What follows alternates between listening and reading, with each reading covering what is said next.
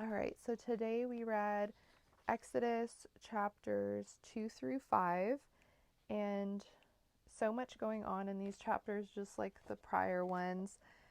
So in chapter 2, Moses is born, and Pharaoh was saying in the prior chapters that any of the Hebrew sons needed to be killed.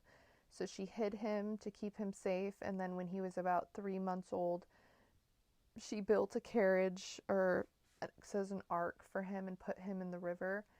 And Pharaoh's daughter finds him and has compassion on him and wants to keep him and names him Moses.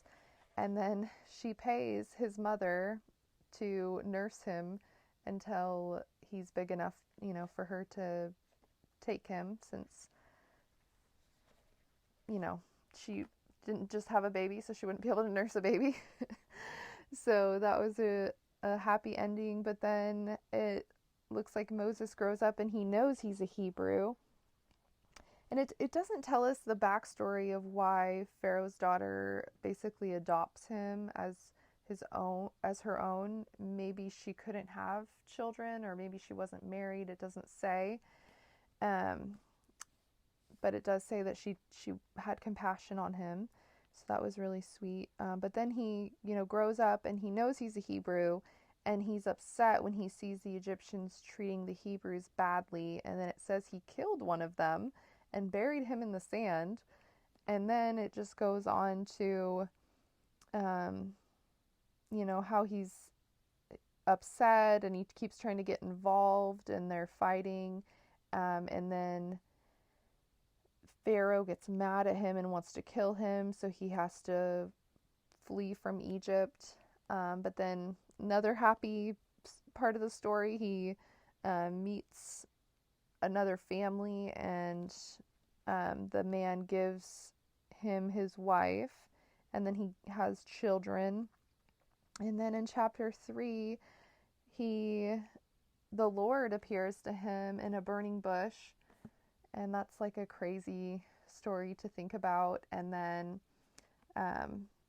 God, reinforces his covenant with Abraham and Isaac and Jacob to deliver them. And it was foretold that they would become essentially afflicted in Egypt, but that he would deliver them. And then in chapter 4, he starts arguing with God about God's purpose for him. He's like, I can't speak well, and God gets mad at him and's like, fine, you can have your brother speak for you. So God apparently gets his brother, sends him to find him, and they meet up, and then he gives him the signs that he is to deliver to them to try to convince them to believe him. And he foretells that Pharaoh's heart will be hardened and that he will have to slay their firstborns.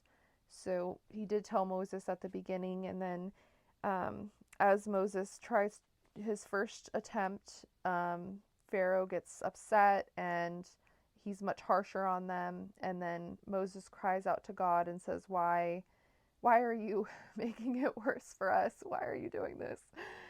So that's how we concluded the reading for today. Looking forward to continuing the reading, starting in chapter 6 tomorrow. But would love to hear what stood out to you, what you're thinking about, what your takeaways were from the reading today. So thank you so much for joining. Looking forward to it.